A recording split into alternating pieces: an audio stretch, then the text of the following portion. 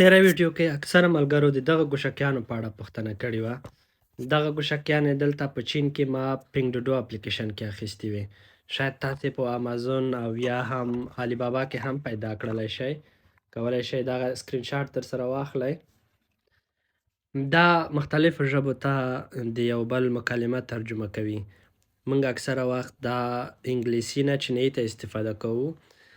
د پښتو ژبې په اړه یو ملګري پوښتنه کړې، متاسفانه فعلا پښتو ژبه په دې ای آی سیستم کې نشته، په دې هیله چې په دغه 2026 کال کې پښتو ژبه هم پکې اضافه شي. بهترین ګوشکیانې دي په مختلفو ژبو خلق کولی شي فقط دا واچوي او بل سره عادي په خبره باندې ځان پوه کړي.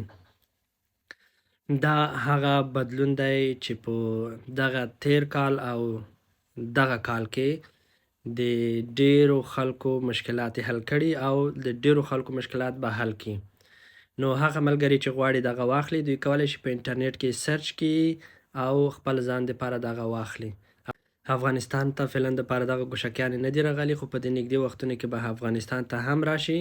خو فکر کوم هلته به استعمال هم کم وي، ځکه هلته خارجیان دومره نشته دي چې یو څوک یو بل سره په خبرو باندې ځان پوه کړي.